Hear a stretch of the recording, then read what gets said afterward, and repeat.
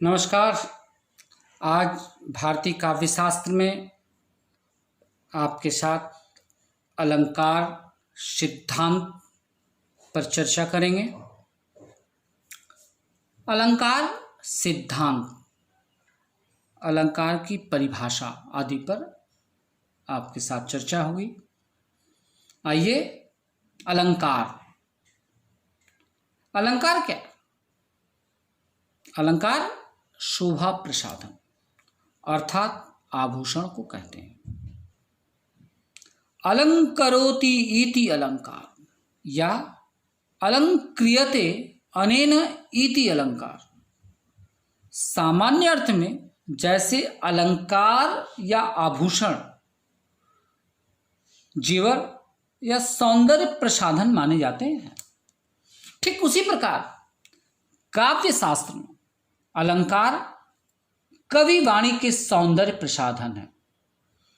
भारतीय काव्य शास्त्र के इतिहास में मम्मट, दंडी, उद्भट, रुद्रट आदि अलंकारवादी आचार्यों की एक ऐसी दीर्घ परंपरा रही है जो अलंकारों को काव्य का प्रमुख तत्व मानते हैं।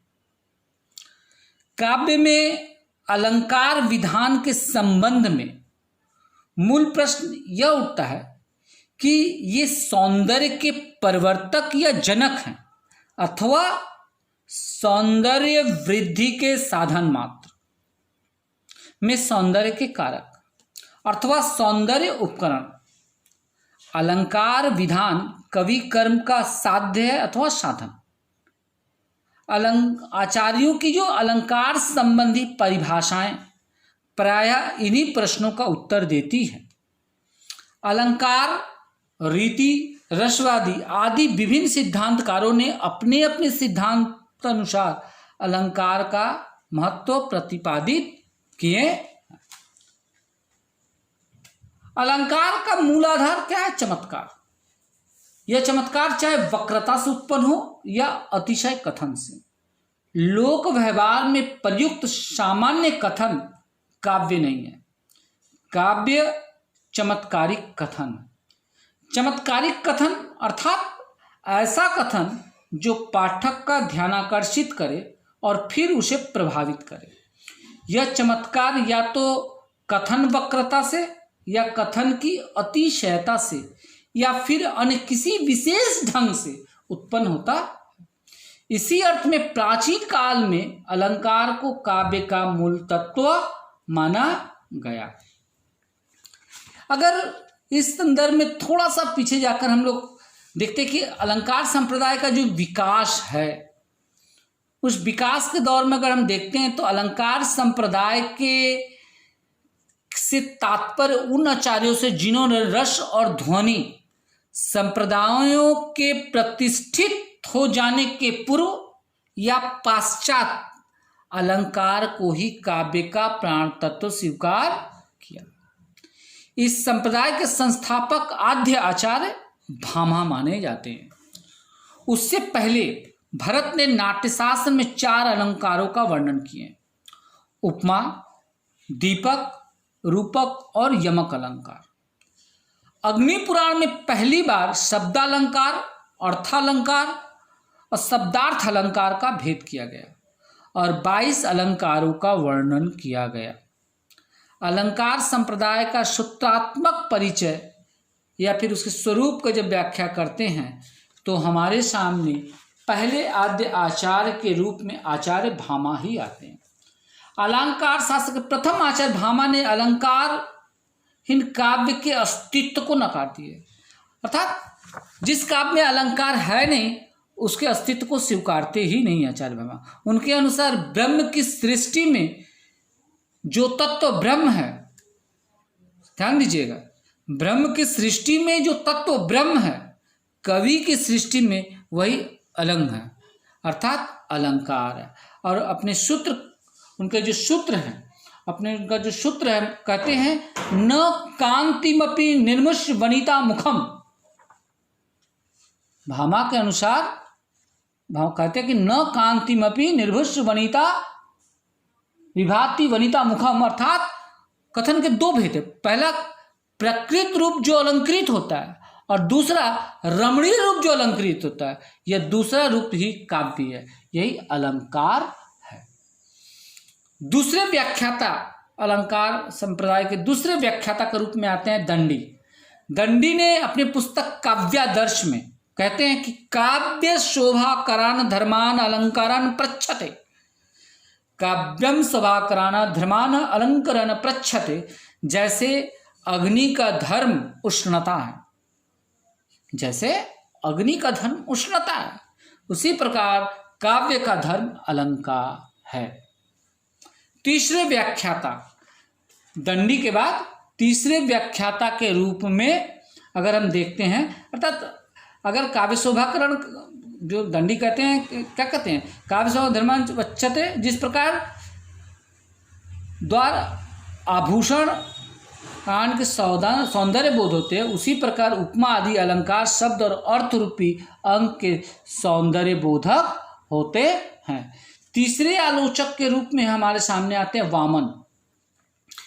वामन कहते हैं, वामन का जो सूत्र है वो दो तरह के दो सूत्र दिए। पहला सूत्र सौंदर्यम अलंकार और दूसरा सूत्र है काव्य ग्रहम अलंकाराग्रत।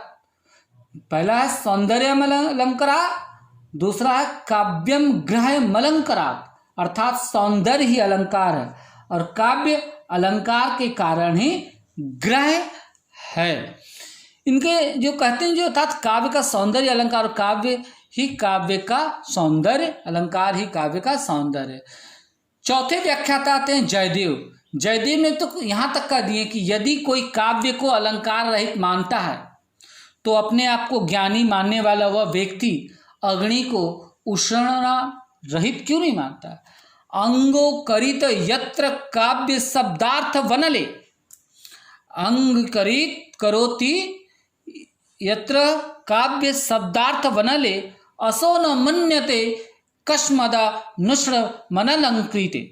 अर्थात उनके अनुसार कि अगर काव्य में अलंकार को जो नहीं मानते हैं वह ज्ञानी व्यक्ति अग्नि को उष्णा रहित माने तो कोई बुरी बात नहीं है। आचार्य केशवदास, इसके बाद अगर हम देखते हैं तो एक छूट रहा है, जैसे उद्भट अपने काव्यालंकार सार संग्रह में कहते हैं कि भामा की काव्यालंकार की टीका 41 अलंकारों की सूची को देते हैं। और वही जयदेव की जो विषय में जो बात कर रहे थे हम, तो जयदेव ने अलंकार संप्रदाय में जो विशेष उल्लेखनीय रहे हैं, उन्होंने कहा है कि जो अलंकार के बिना काव्य मानते वे ताप के बिना को ही क्यों नहीं मान लेते, उनकी पुस्तक चंद्रालोक में। वहीं हमारे रीतिकाल के अलंकारवादी कवि आचार्य केशवदास जी कहते हैं, यद्यपि सुजाति सुलक्षणी सुब्रन सरस सुवृत भूषण विनु न विराजई कविता वनिता मीत। अर्थात कविता रूपी वनिता कितनी उच्च सुस्वभाव और मृदु भाषणी क्यों ना हो, किंतु वह बिना आभूषण के शोभा नहीं देते हैं। आधुनिक काल में अगर अलंकार के परिभाषा को हम देखते हैं तो आचार्य रामचंद्र शुक्ल जी आते हैं। वो कहते हैं कि भावों का उत्कर्ष, आचार्य शुक्ल कहते हैं कि भावों का उत्कर्ष दिखाने और वस्तुओं के रूप गुण और क्रिया का तीव्रतम अनुभव कराने में कभी कभी सहायक होने वाली युक्ति का नाम ही अलंकार है। आचार्य महावीर प्रसाद द्विवेदी आधुनिक काल के दूसरे आलोचक के रूप में अगर देखते हैं, चलिए तो थोड़ा सा महावीर प्रसाद द्विवेदी के देखने से पहले हम थोड़ा सा पीछे जाते हैं और पीछे जाकर हमने दो लोगों की आलोचनाओं को हमने छोड़ दिया। जैसे अप्पय दीक्षित ने अलंकार संप्रदाय का अंतिम महत्वपूर्ण ग्रंथ अप्पय दीक्षित का कुवलयानंद है। इसमें इन्होंने 100 से अधिक अलंकारों का विवेचन किए हैं।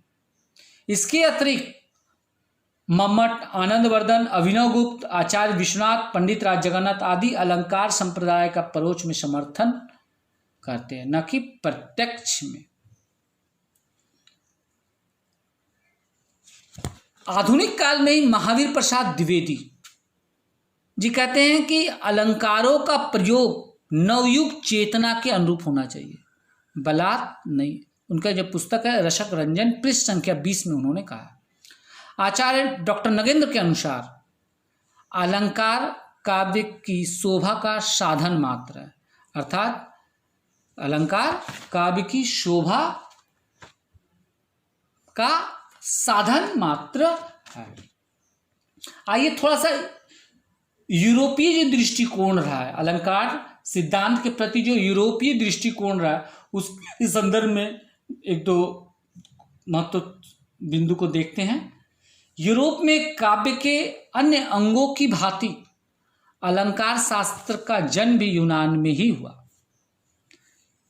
यूनानी भाषा में जिससे रिहैट्रिक शब्द का प्रयोग होता है उसका वास्तविक अर्थ है भाषण, और आरंभ में इसका उपयोग भी इसी अर्थ में होता है। श्रोता को प्रभावित करने के लिए जिन विधियों का प्रयोग किया जाता है वे सभी अलंकार कहलाती है। अरस्तु ने इसका संबंध मूलतः तर्कशास्त्र से माना। धीरे धीरे अलंकार का क्षेत्र विस्तृत होता गया और मौखिक भाषण से लिखित भाषा पर भी उनको अधिकार हो गया।